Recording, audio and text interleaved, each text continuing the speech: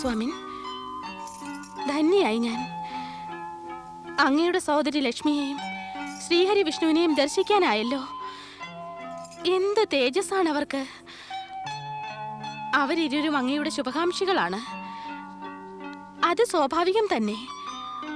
അങ്ങയുടെ സഹോദരി ലക്ഷ്മി അങ്ങയുടെ കാര്യത്തിൽ വളരെ ശ്രദ്ധ വയ്ക്കുന്നു. അവരങ്ങയെ ദേവന്മാരോട് പരാജയപ്പെടാൻ അനുവദിക്കില്ല. ഇല്ല വൃന്ദ, ഇല്ല. നീ വിചാരിക്കുന്നത് പോലെ അല്ല സംഗതികൾ. പിന്നെ എങ്ങനെയാണ്? ആ വീണാപാണി നാരായണ പ്രേമി നാരദന്റെ വാക്കുകൾ കേട്ട് നാം എല്ലാം ഭ്രമിച്ചുപോയി. ലക്ഷ്മിയെയും വിഷ്ണുവിനെയും അതിഥികളായി ഇവിടെ കൊണ്ടുവന്നു. അതിനെന്താ? എന്തെന്നോ, എന്താണെന്നോ? നാം വളരെ വലിയ തെറ്റാണ് ചെയ്തത്. വൃന്ദ, നിനക്ക് തോന്നുന്നില്ലേ നമുക്ക് ഭയങ്കരമായ തെറ്റുപറ്റിയെന്ന്? അതെ, അത് തന്നെയാണ് സത്യം. നീ ഭാരിച്ച ഭയങ്കരമായ തെറ്റ് ചെയ്തു ജലന്ധര. നിന്റെ ഈ ആലോചനയും ശരി തന്നെ. നീ നാരദന്റെ ഏഷണിയിൽ ഭ്രമിച്ചുപോയി. അയാൾ നിന്നോട് വിഷ്ണുവിനെയും ലക്ഷ്മിയെയും ഇവിടെ കൊണ്ടുവരാൻ ഉപദേശിച്ച് വിഡ്ഢിയാക്കി. എന്ത്? മഹാബലി ജലന്ധരനെയോ വിഡ്ഢിയാക്കിയെന്നോ? അതെ, വിഡ്ഢിയാക്കുകയും അവിടെയും ഇവിടെയും കബളിപ്പിക്കുകയും നാരദന്റെ വിനോദമാണ്. ദുഃഖിതനാകേണ്ട വ്യക്തി ആദ്യം അയാളുടെ വാക്കുകൾ വിശ്വസിച്ച് സ്വയം വിഡ്ഢിയാകുന്നു. ഗുരു, ഞാൻ നാരദനെ അടിച്ചുടയ്ക്കും. പുലമ്പാതിരിക്ക് ജലധര. ഈ സമ്പൂർണ്ണ വിശ്വത്തിലും അടിച്ചുടയ്ക്കുന്ന കാര്യങ്ങളിൽ നാരദൻ മാത്രമാണ് മഹാരഥൻ. അടിച്ചുടയ്ക്കുന്ന പ്രവൃത്തികൾ സ്വയം ചിരിച്ചുകൊണ്ട്, അന്യരെ ചിരിപ്പിച്ചുകൊണ്ട്, സരളമായ രീതിയിൽ നാരായണ നാരായണ ജപിച്ചുകൊണ്ട് ചെയ്തു തീർക്കുന്നു. മറ്റുള്ളവർ അറിയുന്നതേയില്ല അവരെപ്പോൾ വിഡ്ഢികളാക്കപ്പെട്ട് വിലപിക്കാൻ ആരംഭിക്കുന്നുവെന്ന്. ഗുരു, ഈ വിഡ്ഢി എന്ന് പറയുന്നത് നിർത്തൂ. എന്താണ് ചെയ്യേണ്ടത് പറയുക. എങ്ങനെ നിർത്തും? വിഡ്ഢിത്തം അവസാനിപ്പിക്കുക തന്നെ വേണം. എങ്ങനെ? അവരെ രണ്ടുപേരെയും ഇവിടെ നിന്ന് തുരത്തിയിട്ട്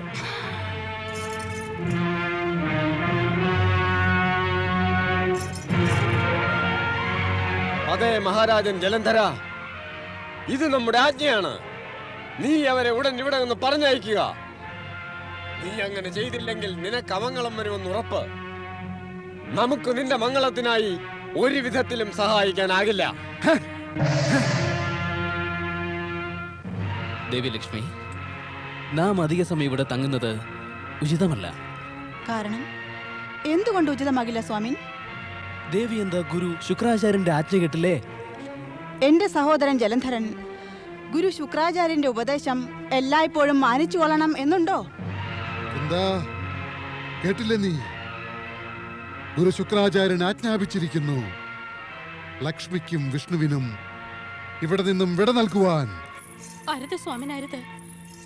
അത് ഉചിതമാകില്ല. ഗുരുവിന്റെ ആജ്ഞയെ മാനിക്കാതിരിക്കുന്നത് ഉചിതമാണോ വൃന്ദ? സ്വാമിൻ, ഉചിതമോ അനുചിതമോ എന്ന ചോദ്യം എല്ലാ പ്രവർത്തികളുടെ മുന്നിലും ഉദ്ഭവിക്കുന്നു. അതായത്? സ്വാമിൻ, അങ്ങ് സ്വന്തം ഇച്ഛയനുസരിച്ച് ആദരപൂർവം അവരിരുവരെയും ഇവിടേക്ക് ആനയിച്ചതാണ്.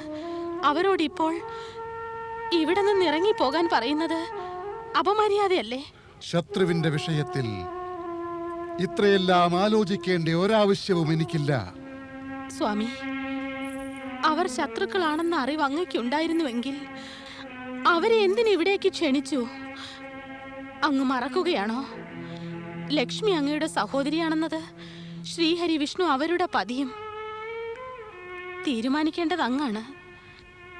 അവരെ ശത്രുക്കളായി കാണണോ അതോ ബന്ധുക്കളായോ?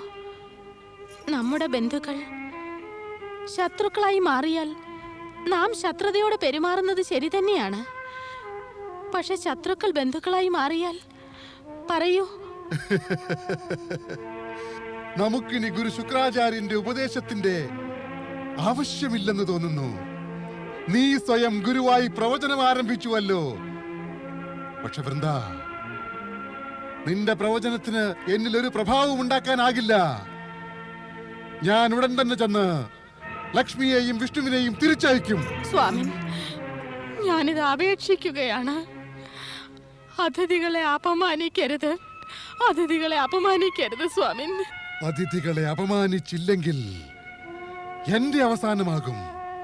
കേട്ടില്ലേ ഗുരുവരൻ പറഞ്ഞ എന്താണെന്ന്? സ്വാമിൻ, ഞാൻ എന്തെങ്കിലും ഉപായം കാണാം.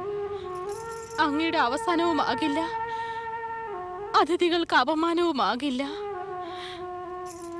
അങ്ങൊന്നും ആലോചിക്കേണ്ട. ആർക്കും അഹിതമുണ്ടാകാതെ ഞാൻ എല്ലാം ശരിയാക്കാം. അങ്ങയുടെ ഇഷ്ടം പോലെ. ഒന്നോർത്തുകൊള്ളുക വൃന്ദ,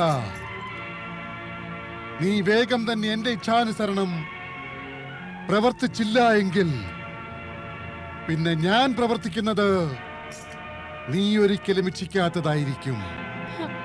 അവരിരുവരെയും ഞാൻ പിടിച്ചു പുറത്താക്കും. ഇല്ല ഇല്ല, അതിനവസരം ഉണ്ടാവുകയില്ല. അതിനവസരമുണ്ടായില്ലെങ്കിൽ ഇനിയൊരവസരം ഒരിക്കലും ഉണ്ടാകുകയുമില്ല.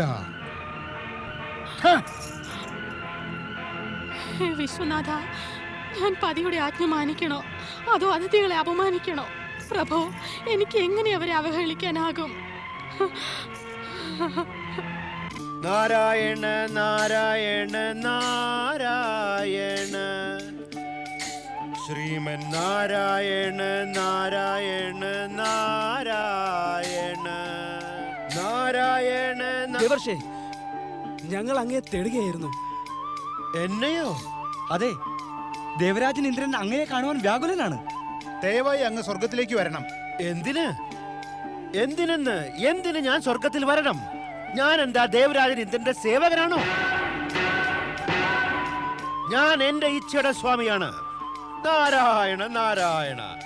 എനിക്ക് ഇച്ഛയുണ്ടെങ്കിൽ എവിടെ പോകണമോ അവിടേക്ക് പോകും, അല്ലെങ്കിൽ പോവുകയുമില്ല.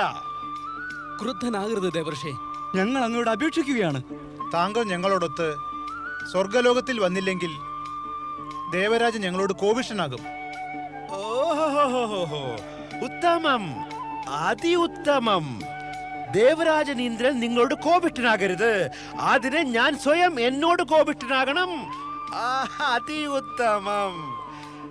നിങ്ങൾ 3 പേരുടെയും പ്രശ്നത്തിന്റെ ഭാരം ഞാൻ എന്തിന് സ്വയം എന്റെ ശിരസിൽ ഏറ്റണം? അല്ലെങ്കിലും ആരും പറയാതെ തന്നെ ജഗത്തിലെ സമസ്യകളുടെ എല്ലാം ഭാരം അങ്ങ് സ്വയം ചുമക്കുന്നുണ്ടല്ലോ. പറഞ്ഞില്ലേ, ഞാൻ ചെയ്യുന്നതെല്ലാം തന്നെ സ്വന്തം ഇച്ഛയനുസരിച്ചാണെന്ന്. എനിക്കിതും അറിയാം. ദേവരാജൻ ഇന്ദ്രൻ എന്നെ എന്തിനു വിളിക്കുന്നു എന്ന്. അദ്ദേഹം ലക്ഷ്മിയും നാരായണനും ജലന്ധരന്റെ അടുത്ത് പോയതെറിഞ്ഞ് വ്യാകുലനാണ്. എനിക്കറിയാം. അദ്ദേഹത്തിന്റെ ആഗ്രഹം ഞാൻ അവരെ തിരിച്ചു കൊണ്ടുവരണം എന്നാണ്. പക്ഷെ ഞാൻ അങ്ങനെ ചെയ്യുവാൻ അസമർത്ഥനാണല്ലോ. താങ്കൾ അസമർത്ഥനോ? താരകാസുരൻ ഭയങ്കര അസുരനായിരുന്നില്ലേ? അത്യധികം ഭയങ്കരൻ. അപ്പോൾ ജലന്ധരൻ താരകന് ശേഷം ജന്മമെടുത്തവനാണ്. എങ്കിൽ കൂടി ഭീകരതയുടെ കാര്യത്തിൽ താരകാസുരന്റെയും പിതാവാണ്. ആരാണ് അവിടെ പോവുക? അയ്യോ, ഞാനില്ല. നാരായണ നാരായണ.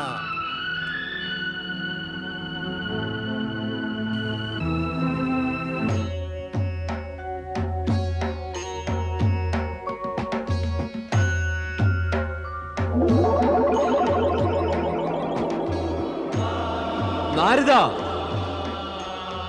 നാരായണ നാരായണ നാരായണ ശ്രീമൻ നാരായണ നാരായണ നാരദ. പരമശിവൻ ആജ്ഞാപിച്ചാലും ദേവേശ്വര.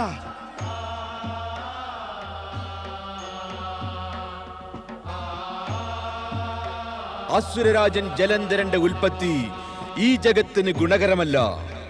അതിനാൽ അവന്റെ വിനാശത്തിനായി ശക്തിസ്വരൂപിണി പാർവതിയുടെ കോപത്തെ നീ ഉണർത്തേണ്ടതുണ്ട്, വളർത്തേണ്ടതുണ്ട്. ഈ കാര്യം ചെയ്യുവാൻ നീ മാത്രമേ സമർത്ഥനുള്ളൂ, യോഗ്യനായുള്ളൂ. അതിനാൽ ജലന്ധരന്റെ സമീപം ചെന്ന് നിന്റെ കൗശലം പ്രയോഗിക്കുക. കൗശലത്തിന്റെ പ്രയോഗം നിനക്ക് മംഗളം ഭവിക്കും. ദേവേശ്വര, കൗശലം പ്രയോഗിക്കുക. ലക്ഷ്മി നാരായണൻ. നാരായണ നാരായണ. ഓം നമഃ ശിവായ. ഓം നമഃ ശിവായ.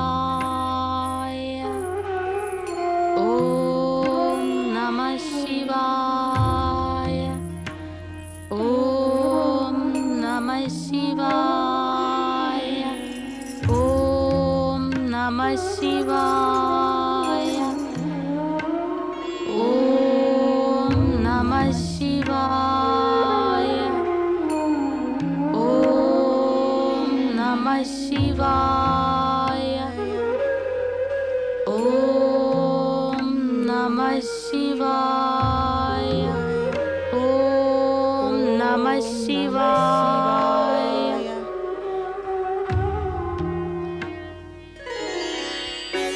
ദേവി, അവിടുത്തെ ആഗമനം ശിവകൃപയുടെ ഫലം തന്നെയാണ്. എന്റെ പതി, അങ്ങയുടെ സഹോദരൻ, വെറുതെ ദേവന്മാരോട് യുദ്ധം ചെയ്തു. ഭൂമിയിൽ ഇത്രയും വലിയ സാമ്രാജ്യത്തിൽ അധികാരം സ്ഥാപിച്ചു കഴിഞ്ഞതിന് ശേഷവും സ്വർഗത്തിൽ അധികാരം സ്ഥാപിക്കേണ്ട ആവശ്യം വരുന്നതേ ഇല്ലല്ലോ. ജ്ഞാനിയും ബുദ്ധിമാനും അധികാരത്തിന്റെ വിഷയത്തിലല്ല, കർത്തവ്യത്തിനെയും പ്രവൃത്തിയെയും കുറിച്ച് ചിന്തിക്കുന്നു. നിന്റെ പതി, എന്റെ സഹോദരൻ മഹാരാജൻ ജലന്ധരൻ ഇതിനെല്ലാം ഉപരി സ്വന്തം പരാക്രമം കൊണ്ട് സാമ്രാജ്യം സ്ഥാപിച്ചതാണ്. കേവലം പരാക്രമം മാത്രമല്ല ദേവി, എന്റെ പതിവ്രതാധർമ്മവും സതീധർമ്മവും കൂടി മഹാരാജന്റെ അഭിവൃദ്ധിക്ക് സഹായിച്ചിട്ടുണ്ട്. ഇത് മഹാരാജനും എനിക്കും അഭിമാനത്തിന് വക നൽകുന്നു. അതെ, സ്വയം ഭഗവാൻ ശിവൻ എനിക്ക് ദൃഢവിശ്വാസം നൽകിയിട്ടുമുണ്ട്. എന്റെ പാതിവൃത്യം സദാ എന്റെ ഭർത്താവിനെ സംരക്ഷിച്ചുകൊണ്ടിരിക്കും. നിന്റെ സദാചാരവും ഉയർന്ന ചിന്തയും കാരണമാണ് ഭഗവാൻ ശിവൻ നിനക്ക് വരദാനമായി ഈ വിശ്വാസം നൽകിയത്. ഓം നമഃ ശിവായ.